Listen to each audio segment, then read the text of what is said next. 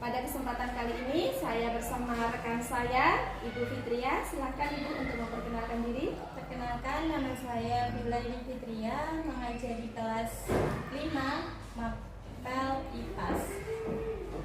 Pada kesempatan kali ini kami akan melakukan percakapan pra-observasi. Assalamualaikum Bu Fitria. Waalaikumsalam Bu Amber. Gimana kabarnya Bu Fitria hari ini? Alhamdulillah dalam keadaan sehat walafiat. Alhamdulillah Bu Fitria sehat ya. Sebelumnya terima kasih Bu Fitria karena sudah meluangkan waktu untuk kita melakukan kegiatan percakapan pra-observasi ini ya. Sebelum nantinya besok saya akan secara langsung mengobservasi atau mengamati kegiatan pembelajaran yang Bu Fitria lakukan di kelas. Gitu. Nah, adapun tujuan dari kegiatan percakapan pra-observasi ini nanti adalah sebagai persiapan Bu Fitria sebelum melakukan kegiatan pembelajaran, sehingga besok itu Bu Fitria bisa lebih pede, lebih siap begitu, dan Bu Fitria bisa memberikan kegiatan pembelajaran yang menyenangkan ya, yang terbaik untuk murid begitu. Jadi nanti dalam kegiatan percakapan ini saya akan mengajukan beberapa pertanyaan kepada Bu Fitria ya, terkait persiapan kegiatan pembelajaran besok. Yang pertama Bu Fitria, tujuan pembelajaran apa yang ingin Bu Fitria capai pada pelaksanaan pembelajaran besok? Tujuan pembelajaran yang ingin saya capai yang pertama yaitu siswa dapat mengetahui apa itu magnet.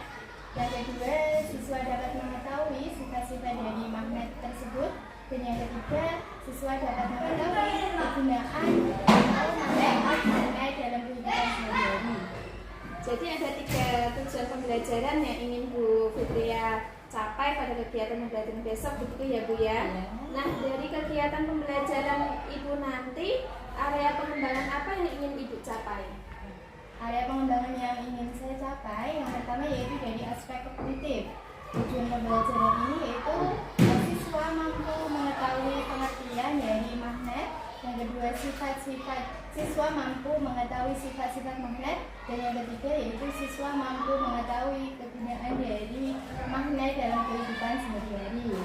Selain itu, saya juga akan menguatkan karakter siswa kolaboratif. Jadi ada 2 area pengembangan yang ingin Bu Fitria capai, yaitu pada aspek kognitif, kemudian juga pada karakter siswa, yaitu kolaboratif. Nah, untuk mencapai 2 area pengembangan tersebut, kira-kira strategi apa yang akan Bu Fitria lakukan pada pembelajaran nanti? Dari pembelajaran yang saya lakukan, strategi yang pertama yang akan saya lakukan yaitu membentuk kelompok menjadi 3 kelompok dalam kelas tersebut. Yang pertama yaitu dengan kelompok visual, nanti saya akan menyiapkan artikel. Dan yang kedua yaitu dari kelompok audio, saya akan menyiapkan video pembelajaran. Yang ketiga yaitu dari kelompok kinestetik dengan cara melakukan percobaan atau praktikum. Kemudian saya menyiapkan alat-alat magnet, kemudian benda-benda magnetis dan non-magnetis.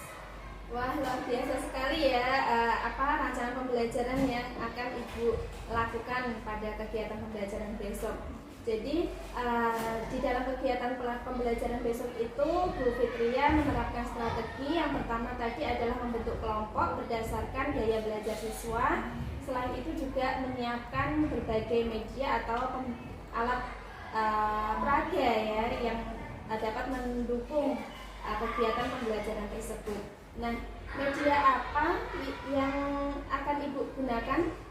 Ya, media yang saya gunakan yang pertama PPT, yang kedua artikel, dan yang ketiga yaitu alat-alat praktikum seperti magnet.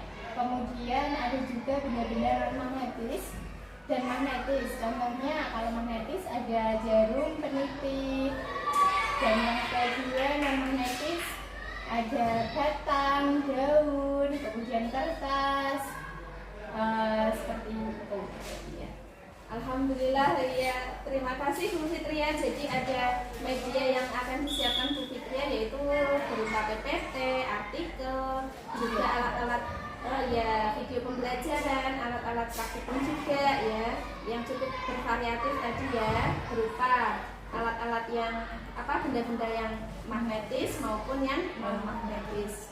Insya Allah itu akan membantu siswa untuk mudah untuk menguasai materi yang akan Ibu sampaikan. Terima kasih Bu Fitria atas waktunya dalam percakapan praobservasi ini. Semoga dalam kegiatan pembelajaran besok bisa berjalan dengan lancar dan sukses selalu untuk Bu Fitria. Terima kasih banyak. Iya, assalamualaikum. Assalamualaikum warahmatullahi wabarakatuh.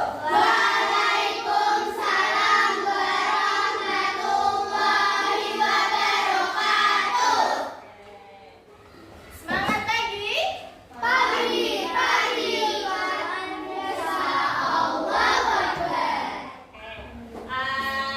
Bagaimana kabarnya hari ini?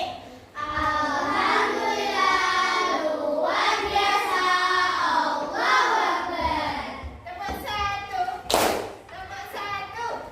tepuk dua, tepuk tiga, tepuk empat, tepuk lima. Sebelum memulai, biar kita semangat, kalian bisa menyanyikan lagu Garuda Pancasila. Yuk, 1, 2, 3, sambil tepuk tangan.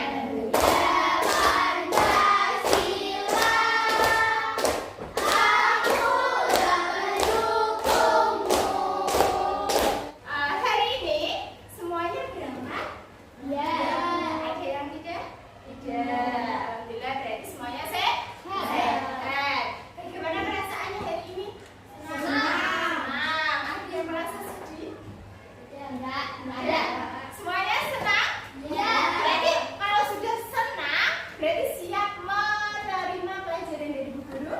Oke, siap? Oke, mulai. Karena kemarin kita sudah belajar mengenai rantai makanan, apalagi simbiosis, kemudian sifat cahaya, bunyi, bagian telinga, bagian mata, dan bagaimana kita bisa melihat, bagaimana kita bisa mendengar. Sudah paham semuanya?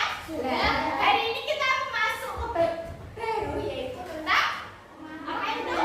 Magnet, listrik, dan teknologi untuk kehidupan. Topik pertama yang akan kita bahas yaitu tentang sifat-sifat magnet. Apa itu sifat-sifat magnet? Ada yang tahu? Kalian pernah punya tempelan-tempelan seperti ini? Di rumah kalian ada? Di rumah kalian ada? Karena kalian pasti suka pernak-pernik seperti ini karena mbak-mbak semua ya? Pernahkah kamu menempelnya? Ditempel sendiri pernah? Pernah? Tapi ketika yang ditempel itu berupa kayu, bagaimana yang akan terjadi? Tidak bisa menempel. Kemungkinan karena apa ya? Kok kayu atau apa lagi yang tidak bisa menempel? Karena bukan benda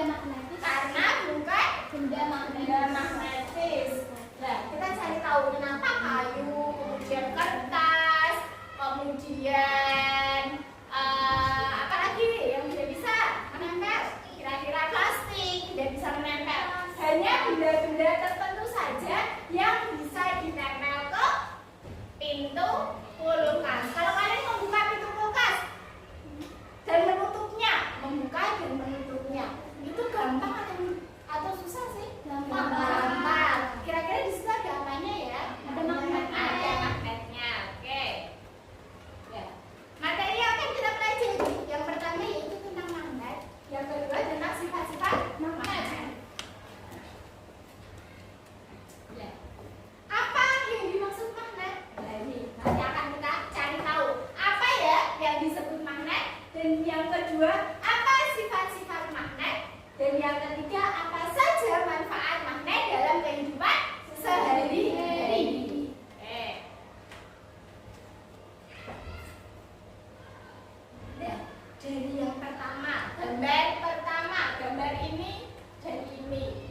menjawab pertanyaan yang pertama. Apa saja benda yang ditarik oleh magnet dari gambar 1 dan 2? Ini siapa? Ini klip kertas. Oke, yang kedua ini apa ya? Paku.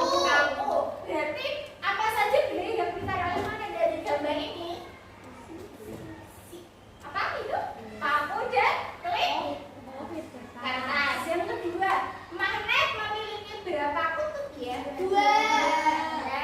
Dari gambar kita bisa melihat kalau magnet itu memiliki 2 kutub, yaitu kutub utara dan kutub selatan, yang dilambangkan dengan huruf U untuk utara dan S untuk selatan. Pertanyaan yang ketiga, apakah yang akan terjadi jika 2 kutub sesama didekatkan? Kutub utara, berarti kalau sesama berarti utara dan utara didekatkan, apa yang akan terjadi? Dan yang keempat, apa yang akan terjadi jika kutub yang berbeda, misal utara dan selatan, apa yang akan terjadi? Menarik. Oke, nanti coba kita buktikan apakah pertanyaan jawaban kalian itu tepat. Di dalam Al-Quran sendiri sudah terdapat landasan tauhidnya dalam Quran surat Al-Hadid ayat 25. A'udzubillahi minasyaitonirrajim. Bismillahirrahmanirrahim. Laqad arsalna rasulana bil bayyinati wa anzalna ma'ahumul kitabi wal mizana liyaqumun nasu bil qist wa anzalna al-hadida fihi ba'sun syadidun wa manafi'u lin-nasi wa liya'lama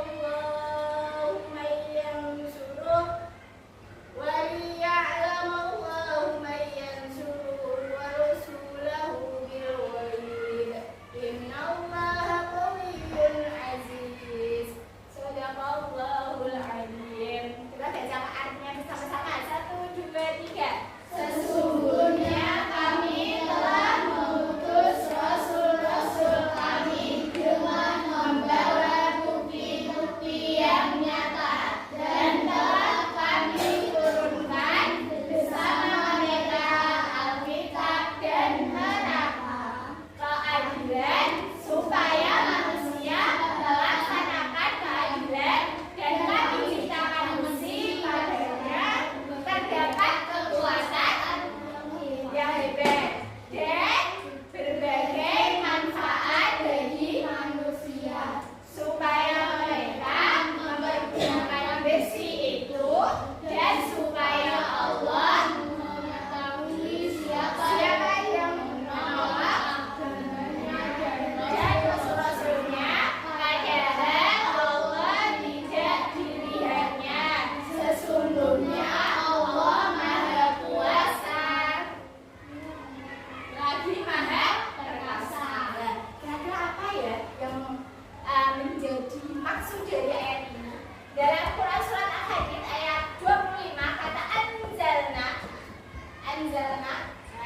yang berarti kami turunkan, khusus digunakan untuk besi dalam ayat ini, dapat diartikan secara kiasan untuk menjelaskan bahwa besi itu diciptakan untuk memberi manfaat bagi manusia.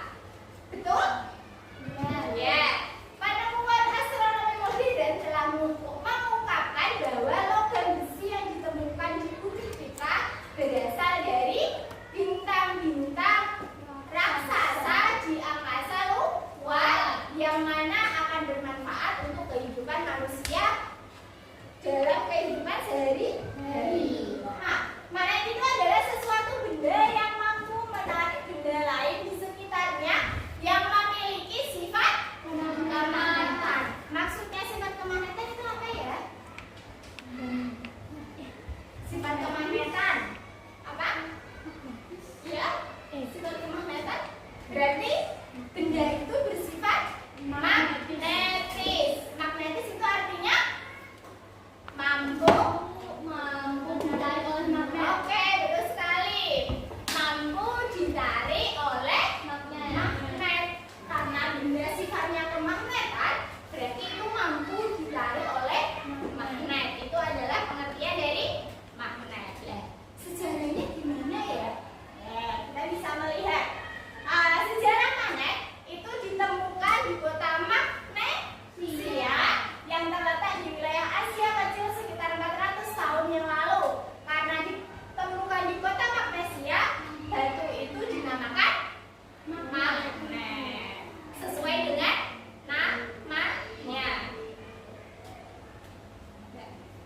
tadi dalam surat Al-Hadid dijelaskan bahwa besi atau magnet itu bermanfaat bagi kehidupan sehari-hari. Kita buktikan apa saja manfaatnya dalam kehidupan sehari-hari.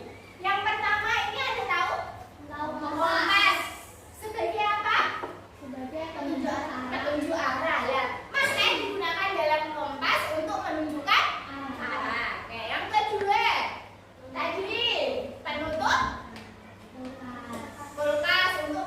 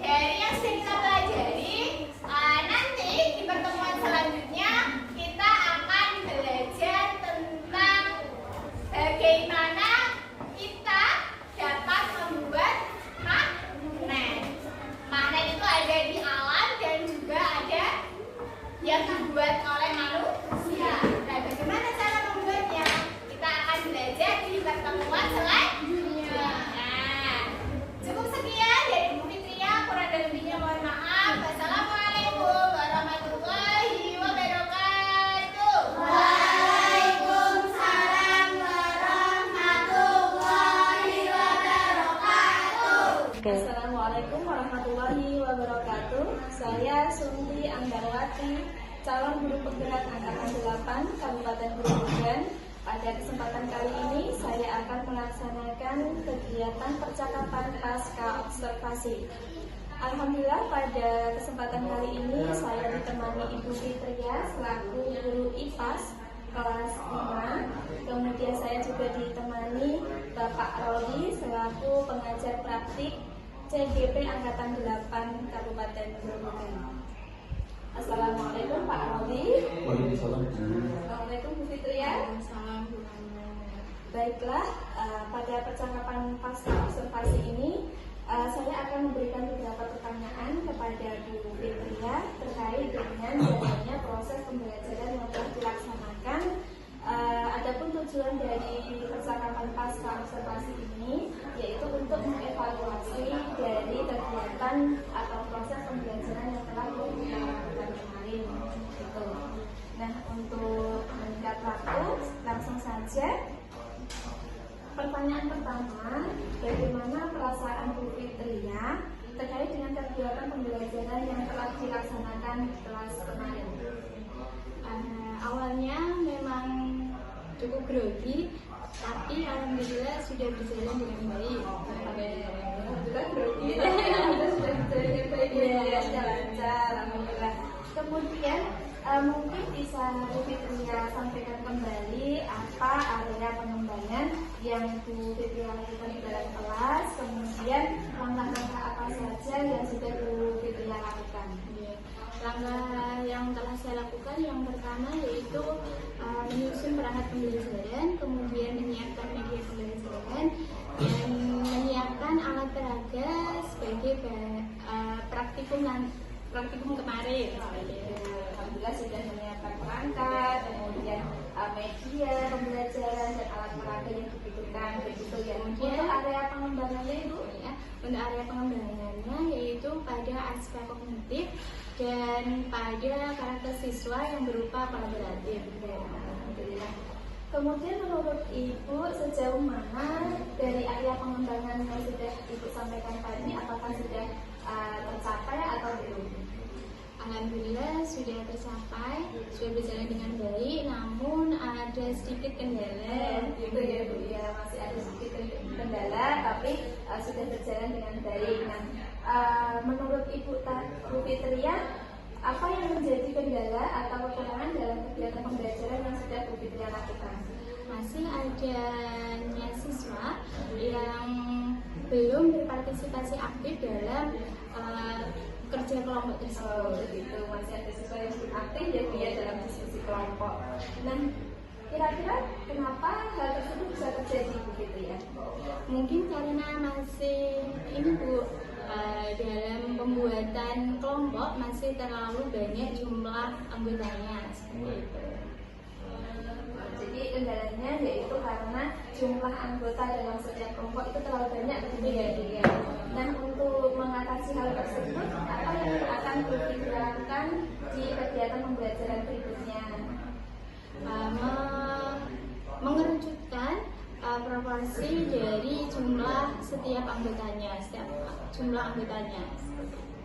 Jadi untuk jumlah anggota yang kemarin itu setiap anggota ada berapa? Ada 5 sampai 6 ya. Nah itu nanti bisa dikurangi begitu ya, supaya lebih efektif. Anak-anak juga lebih aktif dalam kegiatan kelompok begitu ya. Jadi semuanya bisa berpartisipasi. Alhamdulillah tadi Ibu Fitria juga sudah menemukan ya solusi dari kendala yang dihadapi, bahwa Ibu akan melakukan salah satunya mengurangi jumlah anggota dari setiap kelompoknya, jadi anak-anak bisa aktif. Nah kira-kira akan dimulai kapan Bu Fitria? Insya Allah lebih cepat lebih baik minggu depan. Oh iya langsung ya Bu ya, lebih cepat lebih baik, jadi bisa minggu depan diterapkan. Jadi memang harapannya untuk kegiatan pembelajaran berikutnya itu bisa lebih efektif, lebih baik ya, dan perubahan itu segera bisa Terima kasih banyak Bu Fitria atas kesediaannya dalam percakapan pasca observasi ini. Mudah-mudahan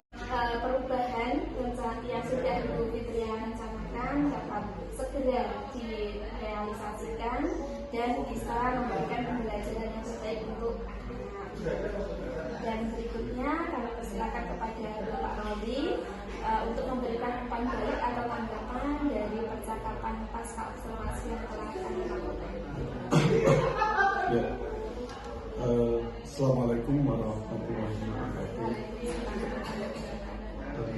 Terima kasih Bu Amber, terima kasih Bu Fitria yang telah memberikan kesempatan kepada saya untuk mendampingi memberikan sedikit komentar terkait dengan kegiatan supervisi akademik dengan kegiatan coaching yang dilakukan oleh Bu Amber selaku calon guru pemuda angkatan ke-8.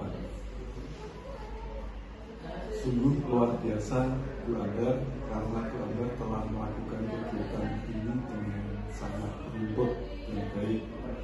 Tahapan-tahapan yang ada dalam supervisi akademik sudah dilakukan dengan lengkap, mulai dari kegiatan pra-observasi, kegiatan observasi di kelas, dan kegiatan pasca observasi. Semuanya telah dilakukan benar dengan lengkap. Pada kegiatan pra-observasi, Bu Amber telah melakukan kegiatan percakapan awal dengan teman guru, dalam hal ini Bu Fitria selaku teman guru yang disupervisi. Selanjutnya pada kegiatan yang lain, Bu Fitria juga mempersilahkan Bu Amber untuk mengamati kegiatan di kelas, dalam hal ini akan merupakan kegiatan observasi di kelas. Kemudian Bu Amber juga selaku supervisi langsung bergabung melakukan pengamatan, dalam hal ini adalah kegiatan observasi pembelajaran. Setelah itu di bagian akhir Bu Amber juga telah melakukan kegiatan pasca observasi yang baru dilakukan tadi.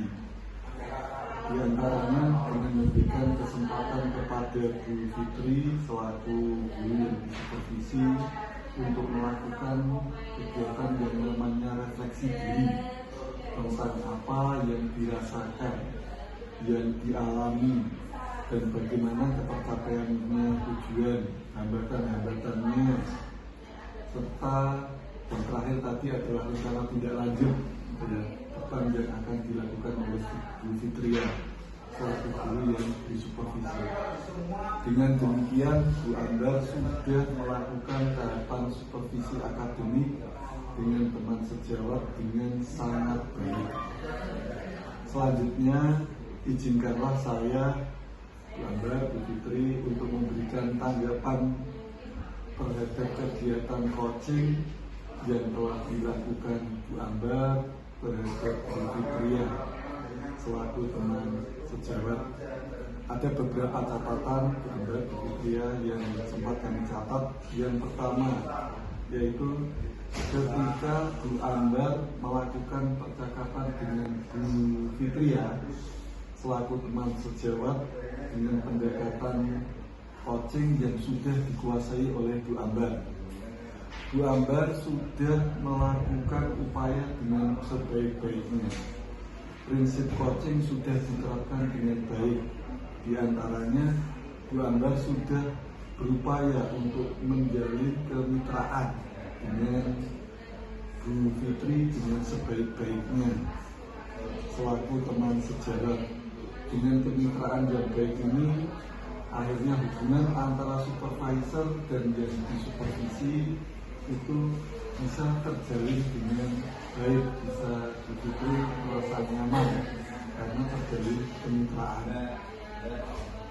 Ini merupakan salah satu prinsip coaching, yaitu dilakukan dengan pendekatan kemitraan. Kemudian selanjutnya Bu Amber selaku coach dan Bu Fitri selaku coach juga telah melakukan yang namanya percakapan yang kreatif. Di antaranya dengan memberikan pertanyaan-pertanyaan yang kreatif yang diajukan oleh Bu Amber.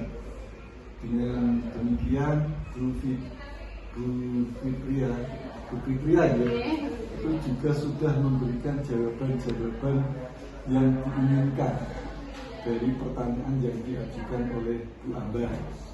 Prinsip coaching dalam hal ini terkait dengan membuat atau mengajukan pertanyaan yang kreatif juga sudah dilakukan oleh Bu Ambar.